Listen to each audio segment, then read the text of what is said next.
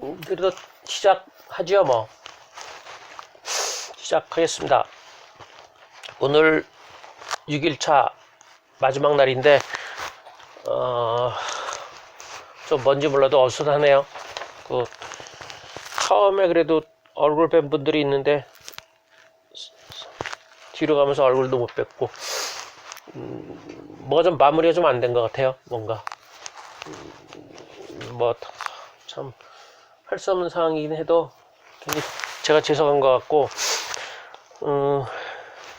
나중에 만약에 상황이 좋아지면 뭐 그쪽 은평 쪽 그쪽 팀 뭐 따로 한 번이라도 더 만날 수 있을래나 모르겠네요. 제가 그쪽 연면쌤이나 뭐 이경희쌤 통해서 만남이 가능하면 한번 얘기를 한번 자리를 마련하러 한번 얘기해 볼 거고요. 제주팀은 제주팀대로 이제 제가 한번 내려가면 되고요. 그렇게 하겠습니다.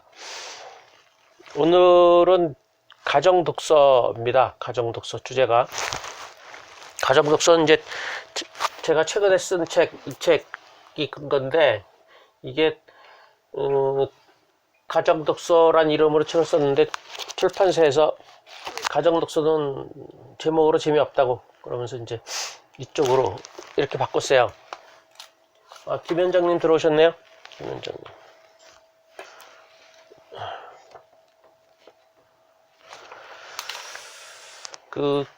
가정독서를 쓰게 된 이유는 가장 큰 게 그거예요.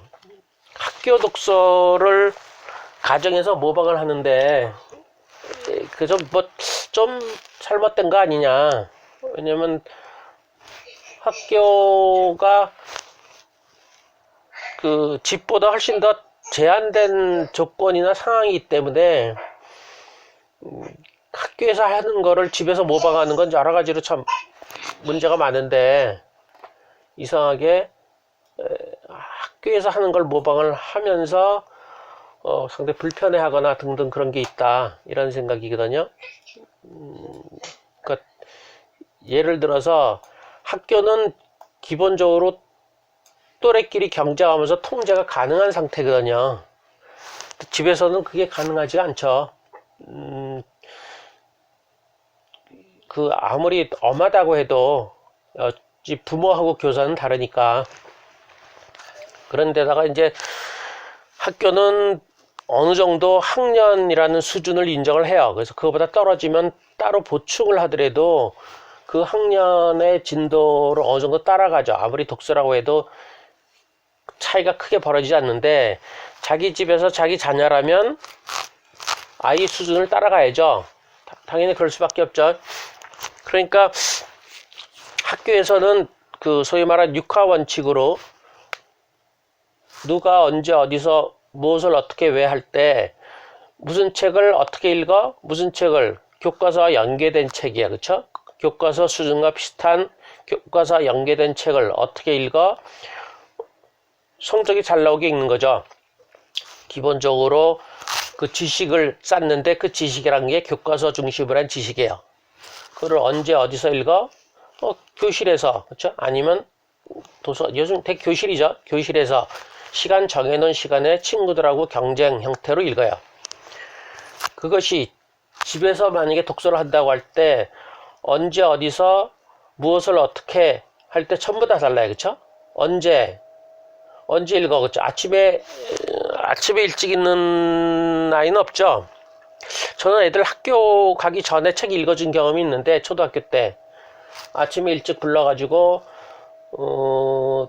엄마가 이제 밥 차릴 때 애들 나오라 그래서 책을 아침에 한 30분 읽어줬던 것 같아요. 그래서 집사람은 밥 준비하면서 그 얘기를 들었다고 하던데 그렇게 읽을 수도 있고 아니면 저녁 때 읽을 수도 있고 잠자리에 읽을 수도 있고 그렇죠? 장소가 다르고 아니 시간이 다르고 장소만 해도 잠자리에서 있지 책상에서 있지 자기 책상에 있지 거실에서 나와서 있지 장소도 고민해야죠. 무엇을 읽어? 책이 여러 가지로 또 수준 차이도 나니까 그 책을 수준을 고려하고 종류를 고려해야지 어떻게 읽어도 마찬가지예요. 이거를 내가 읽어줘야 돼? 본인 보고 읽으라고 해? 그냥 눈으로 읽어? 소리 내서 읽어? 그쵸? 왜 읽어도 고민해야죠. 학교처럼 그 성적을 목표로 할 수가 없죠. 이게 아이가 정서가 약하면 좀 감정적인 형태, 감정을 좀 익숙하게 하라고 읽힐까? 아니면 독해각하면 독해를 시킬까? 아니면 그 책을 매개로 해서 아이하고 소통을 해볼까? 좀 이야기를 좀 나눠볼까? 아이가 뭐 학교 얘기도 안 하고 일체 아무것도 안 하는데 책을 매개로 한번 아이하고 얘기를 해보면 좀 편하지 않을까? 뭐 여러 가지 고민할 게 너무나 많아요. 제 표현으로는 학교는 기본적으로 교육부 소속이고요. 교육부는 정부 조직으로 보면 수많은 그 기관 중에 하나죠. 교육부는 경제부처와 복지부처 이런 것들과 대비되는 하나의 특수한 분야예요. 그래서 아이가 몸이 아프다면은 병원으로 가야 되고, 그렇죠? 그다음에 마음이 좀 불편하면 심리치료 받아야 되고, 학교에서 운동도 하지만 좀 더 운동을 더 시키려고 그러면 체육시설 보내야 되고 그러지만 집은 그 모든 것을 다 해야 되죠. 그래서 아이가 아프면 야 공부가 중요하냐 건강이 중요하지. 그러고 또 아이가 너무 집안에만 있으면 아니야 책만 보지 마라 밖에서 친구들하고 놀아야지. 그걸 종합적으로 하는 거거든요. 그러니까 집이라는 거는 국가로 비교하면 하나의 청와대 형태의 종합실이에요. 종합 통제실처럼 종합적인 형태의 성격이고 학교는 그 중에 한 부분이에요. 그렇지? 다른 조건들이 다 무난하다고 할 때 그래 공부해라 그러는 거죠. 애가 아프면 뭐 공부하겠어요? 공부가 중요해요? 아픈 게 중요하지. 근데 학교에서는 그거는 우리가 소관할 게 아니야. 병원에 가면 되잖아. 그래서 학교는 그런 거를 내보내죠. 그렇죠? 양호실에 가지만 좀 더 심하면 병원에 가서 치료하고 와라 그러는 거니까. 그러니까 실은 우리가 개개인의 가정으로 생각하면 학교가 당연히 덩어리가 크지만 반대로 보면 종합적으로 보면 가정은 학교보다 훨씬 더 덩어리가 큰 종합적인 성격이에요. 그러니까 학교 독서가 가정 독서의 한 부분 형태의 성격이지 거꾸로 가정 독서가 학교 독서의 한 부분으로 끌려 들어가면 안 되네. 가정이 중심을 잡고 거기에 학교 독서가 일부를 포함한 형태로 돼야 되는데 요즘의 경우 너무 성적이나 아니면 학교 평가가 너무나 심한 그 절박해서 그런지 급하니까 할 수 없이 그 집에서 하는 것이 학교를 모방 내지는 따라가는 거 형태. 그래서 상당히 불편하죠. 저는 상당히 불편해요. 그게 현실적으로 어쩔 수가 없어서 그러긴 해더라도 왜냐면 집에서 중심을 정하는 게 워낙 어려우니까 그러더라도 적어도 방향성이라는 점에서는 그 학교 독서는 가정 독서의 한 부분이라는 생각을 계속 가져야 되는데 학교에서 평가하는 것이 급하다고 해가지고 빨리 자꾸 그 뭐라 그럴까 학교 독서를 모방하고 학교 독서에서 뭔가 하는 방식으로 따라가서 학교에서 유리하게끔 하는 형태로 가는 거는 좀 걱정이 된다. 일단 그게 큽니다. 또 하나는 학교 조직이라는 건 보편적이고 또 우리 학교 경험이 일제시대부터 해가지고 아니면 저개발 시대에서 학교를 통해서 사회적 신분을 상승하는 거 이래서 학교라는 이미지가 상당히 좋아요. 그렇죠? 독립운동의 상당수 학교를 시작했고 그리고 못 살았을 때 학교를 통해서 개개인이 사회적 신분을 높이고 그렇죠? 성공을 하는 거를 학교를 통해서 했기 때문에 학교라는 이미지, 학교가 거의 불가피한 정도가 아니라 아주 바람직한 형태로 보이는데 지금은 우리나라 대학교도 뭐 8, 90% 정도 다 입학할 정도로 워낙 보편화되어 있고 그런데 지금은 상당히 문제가 많아요. 예전에도 물론 그런 게 있었지만 하나는 뭐냐면 우리나라의 그 초등학교의 여교사가 너무 많아요. 여교사가 90 몇 프로를 차지하죠. 그렇죠? 그리고 그 되게 공부를 잘한 사람들이어서 모범생들이에요. MBTI로 말하면 되게 ISTJ 같을 정도로 착실한 사람들이에요. 대표적으로 예습 복습하고 공부를 열심히 하는 거, 열심히 안 하는 건 이해가 안 되는 그런 사람들만 주로 교사로 돼 있어요. 그 중고등학교, 고등학교는 몰라도 중학교만 해도 여교사가 훨씬 더 많을 거예요. 그렇죠? 우리나라 대학교는 남자가 많죠. 우리나라는 그 차이가 많. 오늘 신문 보니까 프랑스 파리에는 고위직 공무원들이 여자가 많아가지고 여자가 50몇 프로인가 60몇 프로인가 그래서 성평등 조항을 위배했다고 해서 벌금을 내야 된대요. 근데도 그 파리 시장이 여자여서 그런지 난 즐거운 마음으로 내겠다 그래요. 우리는 근데 고위직 공무원이 서울시나 이런 데 보면 거의 10%가 안 돼요. 상당히 편중돼 있는데 특히 그 돌봄으로 해당되는 교육계 여자가 유리한 건 맞지만 너무 많으면 문제가 뭐겠어요.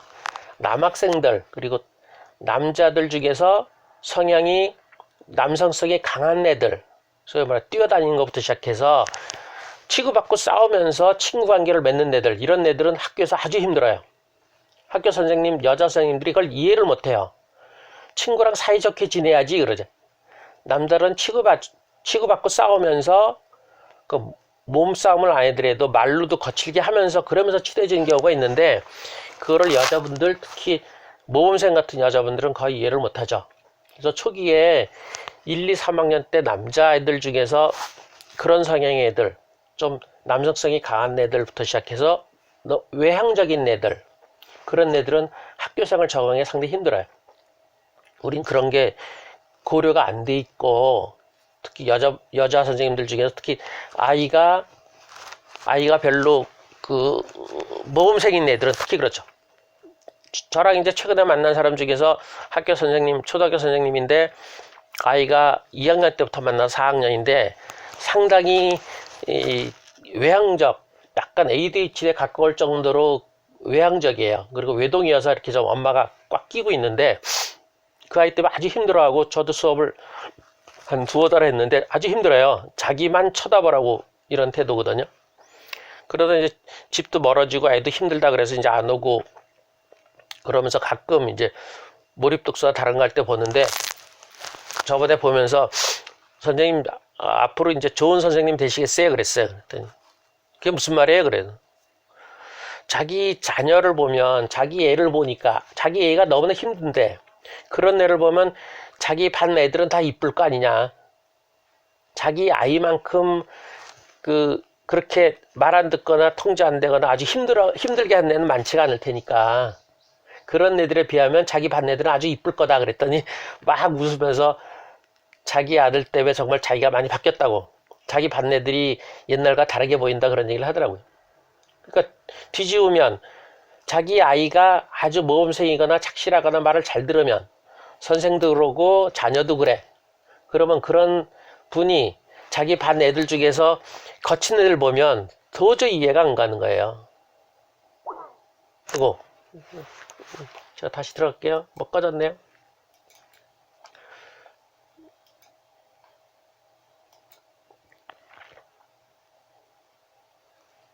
예.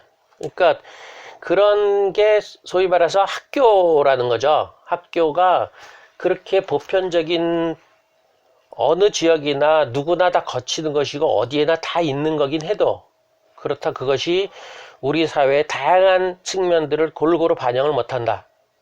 전 아까 말한 파리처럼 성평등 이런 식으로 해가지고 최소한 남자 선생을 30% 강제로 그럼 실력이 떨어져도 30% 집어넣고 그럼 초등학교만 남자 집어넣으면 억울하잖아요. 그럼 대학교도 30% 정도 집어넣고 여교수를 30% 집어넣고 고위공무원도 30% 집어넣고 국가는 할 수가 있죠. 기업이야 뭐 그렇게 강제로 통제 못하니까 그런 식으로 되면서 조금씩 좋아지면은 조금씩 반영을 하는 건데 지금 거의 그런 성향이 없어요. 그냥 실력이라고 그걸 공정성이라고 해서 시험 보고 붙는 것만 뽑으니까 점점 더 그런 모범생의 여자분들만 있는데 그것은 그 병원이나 이런 거와 달리 모든 애들을 다 강제로 교육을 받으라고 하는 거잖아요. 그렇죠? 병원은 내가 아파서 가는 것이고 내가 선택하는 것인데 학교는 누구나 다 거치는 거예요. 더군다나 그것도 어린 아이들이에요. 어린 아이면 학교 그 우리나라의 대표성을 갖기 위해서 상당히 다양한 사람들이 선생 역할을 해야 돼요. 그런 것이 그냥 공정성이라는 이름으로 어느 한 치우친 집단 성격 그런 사람들이 갖고 있어요. 그래서 일부가 아주 힘들어하죠. 일부가 외국에서 논의되는 것 중에 하나는 이런 것도 있어요. 어느 정도 있냐면 남자들은 1, 2학년 때 청력이 좀 약하대요. 그래서 남자들이 뒤에 앉으면 거의 선생님 소리가 명확하게 안 들리고 웅얼웅얼 들린대요. 근데 그런 거 고려를 안 하면 어떻게 되겠어요? 그러면 되게 착실한 아이들이 앞에 앉고 떠든 애들이 뒤에 가죠. 남자들 떠든 애를 맨 뒤에 가잖아. 뒤에 가서도 그렇고 소리도 안 들리고 너무나 정신이 없어요. 그런 거 고려 안 하는 거, 저번 시간에 얘기한 대로 생년월일 고려 안 하는 거, 이런 것들이 다 너무나 그 어떤 아이들한테는 폭력적일 정도로 처음부터 배제되는 형태로 학교에 진입을 해가지고 특히 1, 2, 3학년 때 너무 힘들어한다. 그런 거. 그런 것들 감안했을 때 학교라는 게 어떤 아이한테 비해서 어떤 아이한테 상당히 처음부터 무작 힘든 조직이다. 그게 내 아이라면 엄청난 거죠. 그렇죠? 내 아이라면 거기에 학교에 꾸려 맞추고 선생님 말을 잘 들어야 되고 이렇게 되는데 그게 그렇게 만만하지 않다. 그래서 학교가 많은 시간을 차지하더라도 여전히 중요한 거는 가정이고 가정에서 중심을 잡아야 되고 독서까지만 해도 공부도 그렇고 독서는 당연히 가정에서 중심을 잡는 가정 독서가 중심이고 그 다음에 학교에서 독서는 그 부차적으로 따라오는 거 이렇게 생각을 하는 것이 오히려 맞다 라고 생각을 합니다. 그런 것을 동의하는 사람들이 생각보다 많지 않고 더 문제는 가정에서 중심을 잡는다고 할 때 뭘로 할 것이냐가 사실 더 골치 아프죠. 그 문제가 더 골치 아파서 못하긴 해도 여전히 힘들어요. 저도 뭐 하면서 그 아이들 어릴 때 할 때는 중심 잡느라고 세월 다 보냈는데 예를 들면 우리 애들이 한 3, 4학년 때 가훈을 가져오라 그러더라고요. 가훈? 우리 집안이 뭐 변변치 않아서 가훈 같은 게 없으니까 그럼 가훈을 만들지 뭐. 가훈을 뭘로 하나? 이게 쉽지 않잖아요. 가훈을 만드는데 한 2, 3년 지났어. 그러니까 애들 초등학교 졸업하고 중학교 되더라고. 그런 식으로 내가 집에서 내가 생각하는 가치, 이를테면 그런 것들을 뭘로 잡고 그걸 아이한테 어떻게 할 거냐. 그 상당히 어려운 건 맞아요. 어려운 건 맞아도 여전히 중요한 거는 가정이다. 그래서 제가 제일 대표적으로 실천한 것 중에 하나가 그거죠. 집에서 요구하는 거, 물론 그것이 한 가지 또는 짧은 시간도 아니라 2시간 책 읽혔으니까 집에서 요구하는 게 집에서는 우선이다. 학교에서 숙제건 뭐건 난 타치 안 하겠다. 개입 안 하고 특별히 도와달라고 하지 않은 이상 나는 개입을 안 하겠다. 그건 네가 알아서 해라. 그렇지만 집에서 적어도 내 앞에서 내가 시킨 시간, 내가 집에서 이런 걸 하라라고 요구할 때 그거는 학교보다 우선순위가 있다. 내가 시킨 대로 집에서 해라. 그 대신에 그것 때문에 뭐 공부를 못하고 시험 공부를 못해서 성적이 안 나온다 그러면 그건 인정해 주겠다. 뭐 이런 정도를 줬어요. 그러면서 이제 독서 능력이 힘드니까 이제 집중력 정도로 해서 책을 집중해서만 읽어라. 그리고 책을 좀 많이 읽어라 정도만 했고 학교에서 책 읽는 거 그거 알아서 하고 뭐 독후감 숙제 알아서 하고 전부 다 그런 식으로. 그 이유는 그것까지 내가 개입하기에는 너무나 힘들거나 어렵다. 내가 집에서 아이한테 하나를 얘기하는 거, 이를테면 책을 집중해서 읽어라 라는 하나의 방향을 관철시키는데도 너무 힘들기 때문에 그거 말고 뭐 학교 숙제도 있고 뭐도 있고 한 거를 다 끼어들어서 잘했으면 좋겠다고 하기에는 너무나 힘들더라. 그래서 저는 그거 하나만 했던 것 같아요. 근데 그건 이제 사람마다 다르죠. 일본 같은 경우 많은 경우가 예의 같은 거 많이 얘기를 해요. 예의 기본으로. 그러면 집에 들어올 때 신발을 돌려서 반듯하게 나라든가 뭐 이런 식으로 분명히 잡는 게 있어요. 아니면 이제 식구들이 들어오면 하던 일을 멈추고 나와서 같이 인사를 한다. 이런 식을 강조할 수 있거든요. 그런 식으로 어떤 가치 하나를 강조할 때 집에서 그거를 꾸준히 하는 건 상당히 좋죠. 그것이 전 그 학교 숙제보다 더 중요하게 봐야 된다. 이런 식이에요. 그래서 가정에서 내가 중심을 어떻게 잡냐 할 때 어떻게 좀 그게 상당히 어렵긴 해도 하여튼 가정이 더 중심이고 학교는 적어도 내 기준으로 봤을 때 학교는 거기에 어떤 작은 부분으로 속해야 된다. 라는 것이 제 생각입니다. 그러니까 공부도 그러면 이제 독서는 당연히 그러죠. 그래서 우리 아이 수준에 맞는 공부뿐만 아니라 내가 아이한테 가르치고 싶은 저 같으면 이제 능력이니까 능력을 높이기 위한 독서 형태로만 주로 하고 아이들이 얘기하는 아니 학교에서 얘기하는 배경 지식을 쌓기 위해서 역사나 과학 같은 거는 그건 학교에서 해라. 학교에서 알아서 하고 내 앞에서는 내가 시키는 독서 능력을 위한 책 읽기만 한다. 이렇게 정한 거죠. 그래서 그거를 분명히 했는데 요즘은 이제 코로나 때문에 이제 더 힘들어졌죠. 코로나로 얘기해서 코로나 책 본 것 중에서 이게 그래도 쉽지만 괜찮아요. 여기 있는데 이게 정신과 의사가 썼는데 그 누구더라 김현수예요. 김현수라고 코로나로 아이들이 잃은 것 쓰면서 쭉 읽어보다 보니까 저도 아유 너도 코로나 때문에 너무 그 생각을 못했구나 라는 게 뭐냐면 아이들이 학교에서 공부만 하는 게 아니라 친구를 통해서 이것저것 많이 배운다. 친구가 없어서 관계가 끊어져 가지고 아이들이 너무 힘들어하는 거다라는 얘기를 해요. 이 사람은 이제 정신과 의사니까 힘든 아이들을 주로 초점을 두죠. 그래서 이 사람은 뭐 이런 책도 공부 상처라는 책도 썼는데 뭐 하여튼 발상은 맞죠. 공부 때문에 상처를 입었다 이런 것도 썼어요.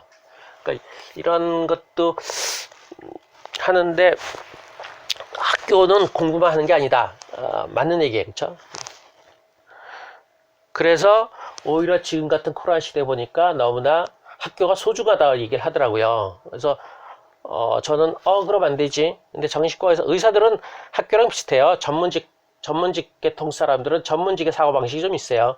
저는 전문직 사고방식 전문직은 이제 전문성을 강조하는 것이고 전문성이 있어서 자기네가 일반 사람보다 더 우월하니까 말 들어라 그런 얘기고 저는 굳이 따진다면 전문성보다는 공공성이라고 얘기되는 공공성을 가장 대표하는 게 이제 시민단체들이니까 시민단체 일반 시민의 성격이고 방향이고 그 시장에서 얘기하면 효율성이죠. 그렇게 3자가 이렇게 균형이 잡힌 게 좋다고 보는데 시장이나 기업에서 얘기하는 효율성 그 다음에 전문가들이 얘기하는 전문성 그 다음에 일반 시민들이 얘기하는 공공성인데 우리 사회는 공공성이 많이 약화되고요. 전문성은 효율성에 종속돼 있죠, 사실. 그래서 이제 개인적으로 좀 생각이 있는 사람들이 이제 효율성에 사로잡히지 않은, 효율성에 종속되지 않는 전문성을 얘기하긴 하는데, 그래서 이런 책 쓴 사람들은 되게 그런 성격을 갖고 있죠. 그래도 여전히 전문성이 일반 시민들 사고방식보다는 우월하다는 생각을 갖고 있어서 그거는 마찬가지예요. 그러니까 이제 그 사람들은 의사긴 해도 학교가 중요하다는 학교 자체도 전문성이니까. 저는 코로나로 아이들이 관계 맺는 거를 잃어버려서 이를테면 특히 1학년들 잃어버려서 학교가 더 소중하다고 하는데 저는 반대로 우리가 학교에 너무 의존해 있구나. 학교가 무너지니까 학교가 문을 닫으니까 아이들이 아무것도 못한다. 그치? 관계 끊어지더라. 심하게 얘기하면 더 좋아야 되는데 오히려 끊어지더라. 난 그게 안타깝다. 우리가 학교에 의존하는 게 아니라 학교라는 조직을 이용하거나 활용할 수밖에 없는 게 현실적이긴 하죠. 그 많은 시간 어찌할 수 없으니까. 근데 학교가 문을 닫는 상태에서 우리가 아무것도 못하고 아이들 일상생활이 무너지는 걸 보고서 야 정말 오히려 걱정이다. 우리가 학교에 대한 의존이 너무 심하고 가정에서 최선의 중심이 너무 없구나 이런 생각을 하죠. 그래서 거꾸로 더 학교가 중요하다는 것보다 이런 코로나 사태로 봐서 가정에서 중심을 빨리 세워서 하는데, 일단 만나지 못하게 하니까 특히 엄마들이 아이들 생각하고, 특히 아이들마다 이제 그 부모들 모시는 분들이 특히 걱정해서 그러긴 하는데, 저는 일단 돈 버는 사람들이 다 만나잖아요. 기본적으로 어느 정도 만나긴 해요. 사람들 만나고 직장에서 만나고 다 만나는 거니까, 저는 이런 상태라면, 이렇게 만남이 자꾸 제한된 상태라면 한 집이나 두 집 정도 아이 중심으로, 아이가 친하거나 아이랑 서너 배 정도로 한 집이나 두 집 정도를 정기적으로 만나서 같이 공부하고 같이 노는 게 가장 좋다고 봐요. 한 집하고, 그렇다고 뭐 매일 만나진 않더라도 일주일에 한두 번 만나서 어느 집이랑 늘상 만나면, 어른들은 깝깝할지 몰라도 아이들은 충분해요. 아이들이 관계를 실험할 때, 이건 물론 제 생각이긴 하지만, 부모들이나 가까운 식구들을 통해서는 부정적인 걸 실험해 보는 것 같아요. 본능적으로. 예를 들어서 엄마한테 거짓말을 해요. 그게 반복되지만 않는다면 그건 인정해 줘야 돼요. 왜냐면 내가 거짓말을 하거나 속였을 때 상대가 어떻게 나오는지는 해봐야 돼요. 거짓말하면 안 된다는 얘기를 들었어도 그것만으로 모르거든요. 얼마만큼. 근데 그 중에서, 그러면 자기도 걱정이 되니까, 그럼 거짓말 누구한테 하겠어요? 제일 만만한 사람이죠. 제일 편한 사람. 그럼 결국 엄마예요.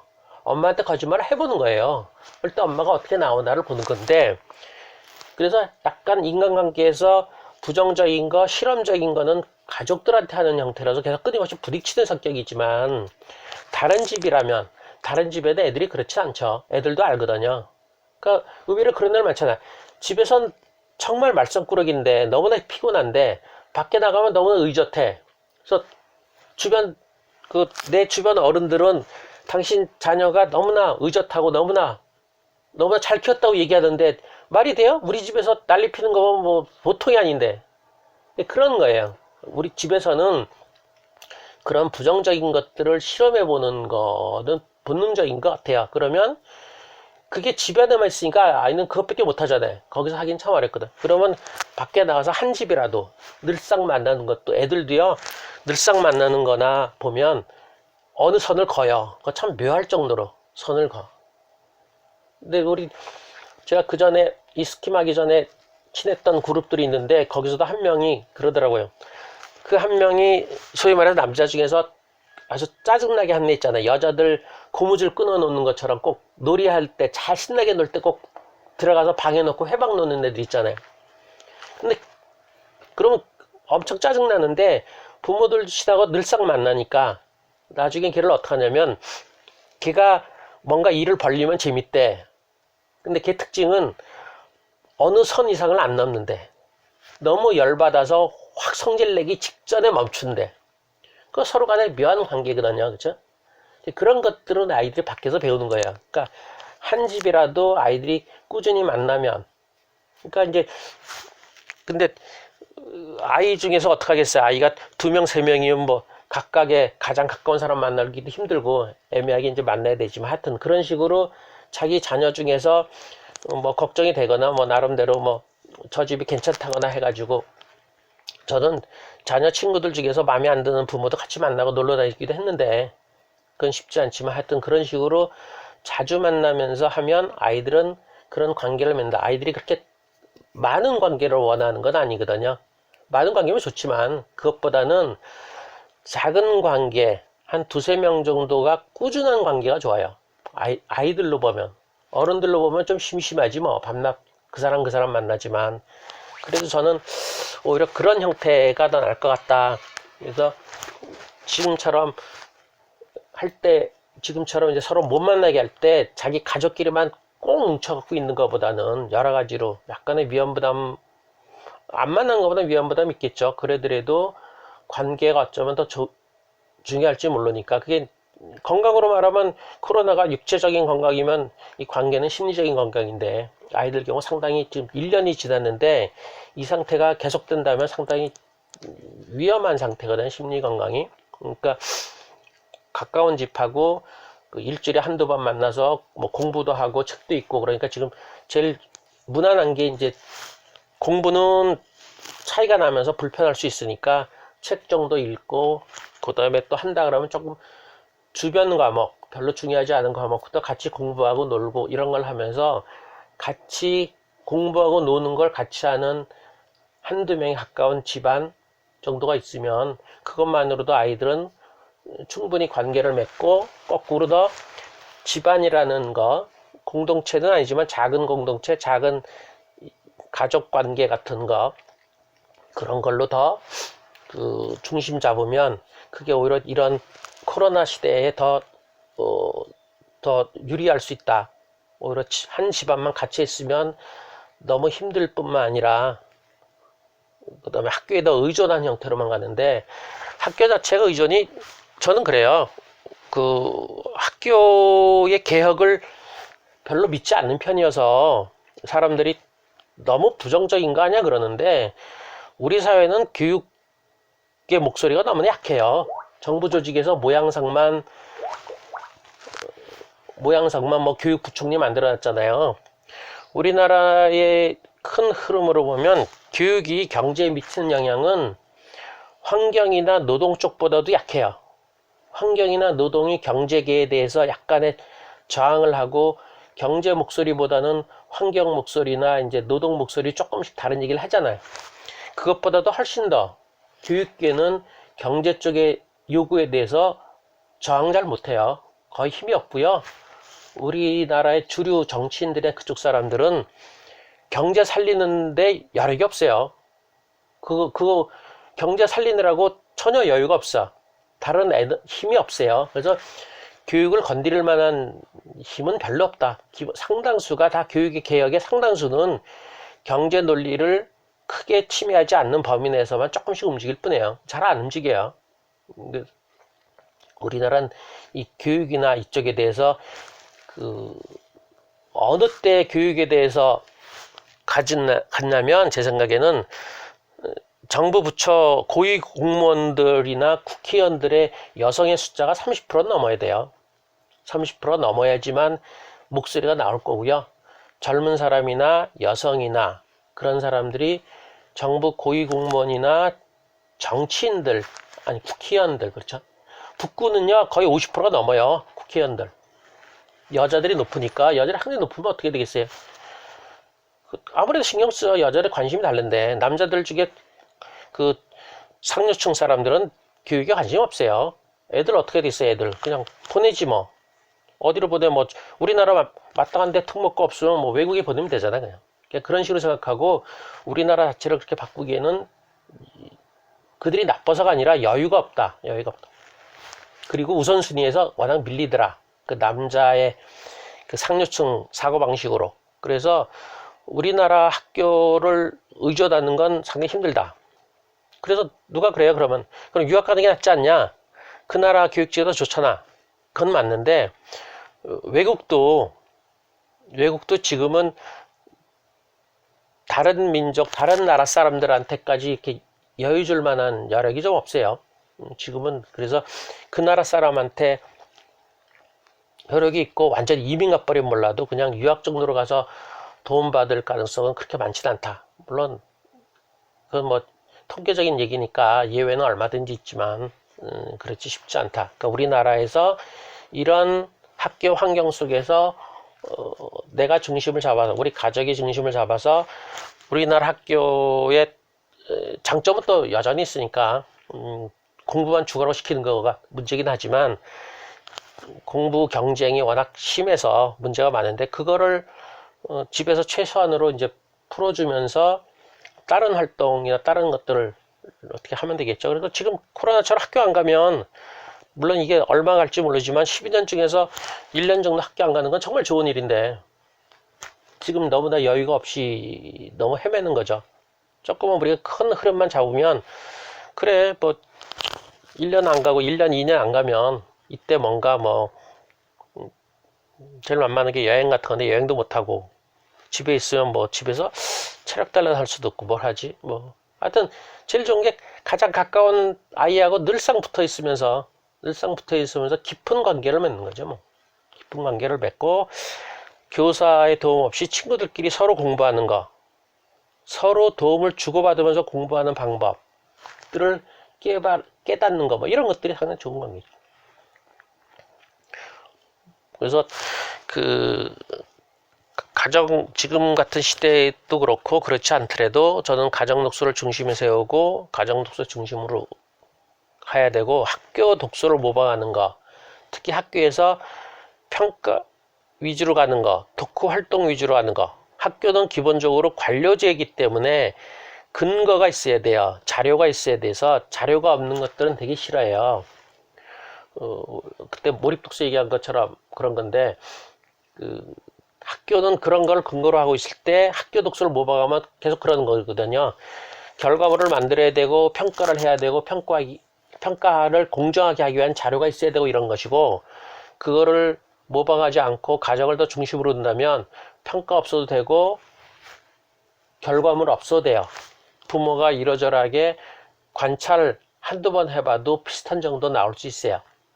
그래서 그런 형태로 전혀 방향을 다르게 둬야 된다, 이런 얘기를 합니다. 일단 30분 정도 했나? 40분 했나? 질문을 받을까요? 질문 받고 싶까요? 질문을 하시거나 뭐 채팅하시거나 해보세요. 예. 선생님. 예. 제가 아이가 6학년, 5학년, 1학년이거든요. 예. 예, 근데 그러면 집에서 가정독서 할 때 책을 같이 하게 되잖아요. 예. 그러면 이럴 경우 책 독서를 제가 만약에 읽어준다고 한다면, 읽기로 들어간다면 어느 학년에 맞춘 책을 해야 될까요? 셋을 다 하는 건 아니에요. 그러면 안 돼요. 명확하게 이를테면 하루에 한 번 한다고 치면 월요일은 첫째, 화요일은 둘째, 수요일은 셋째, 이렇게 분명히 목표를 둬서 그 아이의 초점을 두고 다른 아이들이 들으면 좋고 안 들어도 상관없고라고 들어가야 돼요. 그거는 이 가정독서나 집에서의 문제인데, 아이들의 경우는 교사하고 달리 엄마하고 관계는 공부 이전의 문제예요. 그러니까 책을 똑같이 3명한테 똑같이 대사고로 읽어준다고 할 때 분명히 어떤 느낌들이 있어요.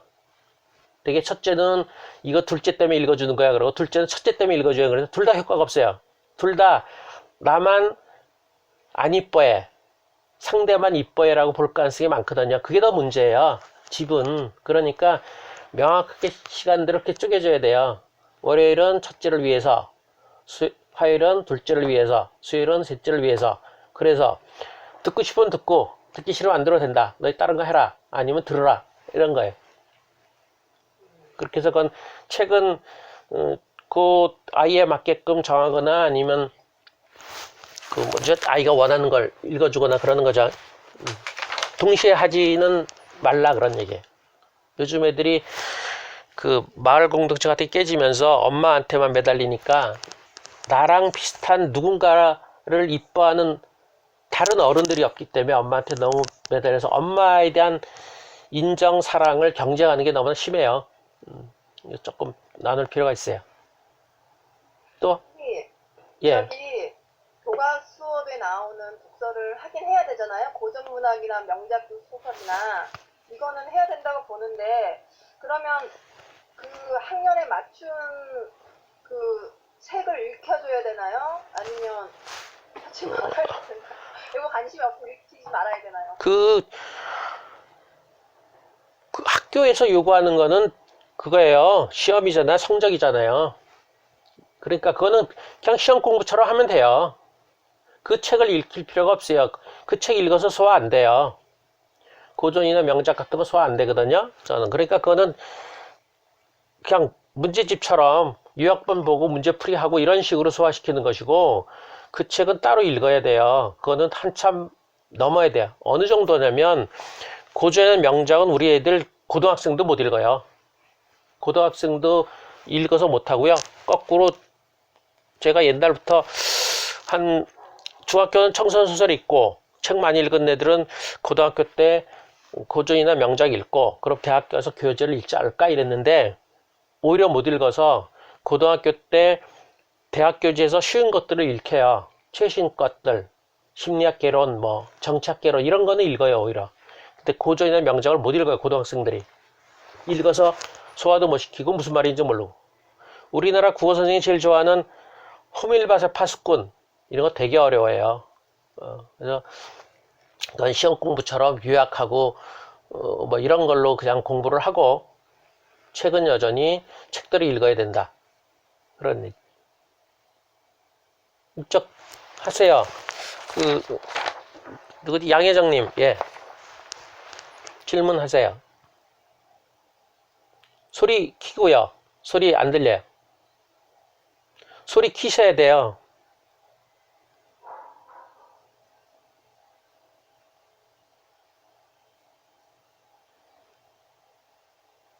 응? 소리만 누르면 되는데? 예, 예, 됐네요. 예. 네. 그 몰입 독서 할 때 그 효과적인 방법을 좀 알고 싶어요. 그러니까 뭐 한 사람이 책을 읽어준다든지 아니면은 여러 사람이 뭐 이 부분 나눠서 이렇게 같이 읽는다든지. 여러 가족이 모일 때 제일 하기 좋은 게 이제 몰입 독서 형태인데 기본적으로는 책을 와서 같이 읽는 거예요. 같은 공간에서 같은 시간에 책을 읽고 쉴 때 같이 쉬고 이러는 거죠. 책을 읽어주는 거는 잘 못 읽거나 아니면 집중이 떨어지기 때문에 보조적으로 책을 읽어주는 거예요.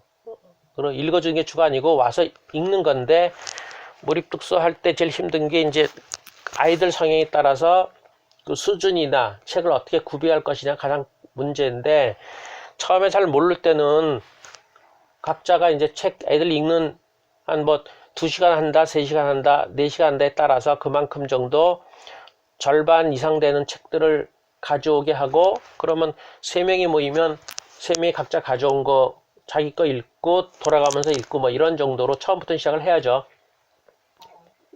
그러면서 이제 차츰 누구 도움 받아가지고 이제 추천 목록 같은 걸 좀 받아서 조금씩 도서관에서 빌려오거나 구입하거나 이렇게 되는 거. 조금씩 넓힐 수밖에 없어요. 처음부터 준비는 안 되니까. 기본은 같은 시간에 책을 읽고 같은 시간에 쉬는 거예요. 되게 50분 읽고 10분 쉬거든요. 그런 형태로 진행을 하면 그러니까 친구나 선후배가 조금 신경 써가지고 좀 더 책들을 주로 보죠. 혼자 볼 때보다 훨씬 더 집중하는 경향이 좀 있어요.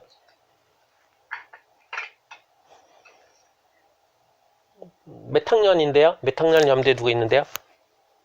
저희 아이가 5학년, 2학년이거든요. 예. 그러면 그러니까 뭔가 같이 공유하는 게 아니라 그냥 같은 활동을 한다는 거에 의미를 두라는 말씀이시죠? 활동을 공유하는 거예요. 네네네. 같이 책을 읽고 쉬는 시간에 같이 쉬는 게 상당히 중요해요. 네. 50분 읽고 10분 쉴 때 걔네들이 같이 나가서 놀거든요. 잠깐 놀거나 쉬거나 그러는데 그게 같이 하는 거예요. 그 남자애들인지 모르겠는데 잘 보세요. 남자애들 놀 때 보면요. 서로 얘기 안 하고 따로 놀아요. 여자를 우리 애들이 연년생 남자들인데 한 명이 장난감을 그 거실 오른쪽에서 막 펼쳐놓고 둘째는 왼쪽에다 펼쳐놔요. 그러면서 얘기도 안 해요. 그러면서 야, 너 뭐야, 뭐 같이 안 놀고 뭐 따로따로 노네 그럴 때 아니 이게 같이 노는 거예요 그래요. 그러면서 서로 봐서 동생은 형 참 재밌게 한데 뭘 재밌게 하지? 뭐 하는 게 하나도 없는데 뭐 하는 거지? 알 수가 없어요. 남자들의 상당수는 그런 노래. 그게 같은 공간에서 같은 시간에 한다는 것 그리고 같은 비슷한 행위를 한다는 것이 같이 어울리는 거예요 상당히. 혼자 할 때랑 전혀 다르게 재밌어 해요. 그러니까 같은 공간에서 같은 시간에 다른 책을 보더라도 자기네들은 같이 한다고 생각을 하는 거거든요. 저 한 가지 더 질문이 예. 있는데요. 지난 시간에 그 어른들의 독해력이나 사고력을 증진시키기 위해서는 쉬운 글을 읽는 것이 좋다라고 예, 예, 말씀하셨는데 예. 그 뒤에 활동 같은 거는 없을까요? 뭔가 어떤 정리하는 방법이라든지 아니면 그냥 아이들 하는 것처럼 그런 사고 활동만 하면 될까요? 왜라는 것에 대한 답을 찾는 그런 과정? 어른들 왜 사고 활동 못해요? 혼자는 더더구나 못하고 같이도 못하는데 뭐. 할 수 있는 건 어떤 거냐면 그 기억하는 게 제일 좋고요. 내가 읽은 걸 기억해 보는 게 제일 좋아요. 어른들의 경우는. 그 누구 얘기해 줄 사람이 있으면 참 좋은데 우리 연구원 중에 한 사람이 그래요.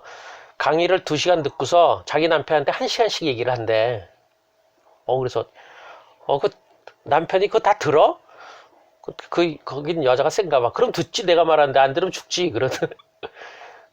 자기가 뭔가 듣거나 읽거나 한 거를 다시 얘기하는 건 상당히 좋아요. 근데 사람이 있어야 좀 더 구체적으로 얘기하죠. 어느 책은 사람이 없으면 크게 고민형이라도 갖다 놓고서 그 앞에서 얘기하라 그러는 거거든요. 자기가 공부한 거를 다시 되뇌이는 거는 고등학생으로 말하면 0.1% 공부 방법이에요. 그 엄마 앞에서 얘기하고 막 그러자, 그죠? 걔들은 잘하는 애들이니까 그렇죠. 근데 그러지 않고서 우리 같으면은 그렇게 조리 있게 얘기도 못하고 또 내가 얘기한 걸 들을 사람도 없고 상당히 힘든데 그래도 뭔가 혼자서 할 수 있는 방법을 생각해. 제일 좋은 게 큰 인형, 곰인형 큰 거 갖다 놓고 인형 앞에 얘기하면 조금 더 실감이 나요. 혼자서 그냥 얘기하는 것보다. 아이들 중에서 들을 얘기가 있을까? 이를테면 아이들 책을 읽고서 얘기해본다 그러면 아이는 듣겠죠. 그러면 좋을 거예요. 근데 그럴 때는 엄마 상당히 창피한 느낌을 많이 받아요. 내가 기억 못하는 애들이 기억 잘하거든요. 내가 얘기하면 틀린 거 막 지적해요. 그러면 정신없는데 그거를 참고 같이 재밌게 하면 아이는 들을 거예요. 자기가 엄마보다 잘하는 거라서. 근데 그러면 확실히 늘고요. 그렇게 하기 힘들다 그러면 읽는 건 읽는 거고 그때 말한 대로 옛날 얘기를 들려주기처럼 시도하면 좋고요. 2학년한테 될래나? 2학년 정도라면 해볼만 하죠. 내가 책을 보고 읽어주지 말고 책을 읽고서 나름대로 기억해가지고 그 기억 내용으로 들려주기를 하는 거예요. 그럼 뭐 빠지고 뭐 멈추고 막 이러더라도 아이는 훨씬 더 재밌어요. 읽어주는 거랑 들려주는 건 많이 초점이 다르거든요. 그게 사실 기억하는 게 어려워서 제가 옛날 이야기 책을 예전에 샀는데 아이가 계속 옛날 얘기를 해달라고 하는데 진짜 그 해주는 게 너무 어렵더라고요. 그래서 그럼요. 옛날 이야기 책을 사서 제가 읽어줬거든요. 근데 그 기억력이 약한데 그러더라도 약하더라도 약한 그 지점서부터 그냥 계속 해야 되는 노력을 해야 된다는 거죠.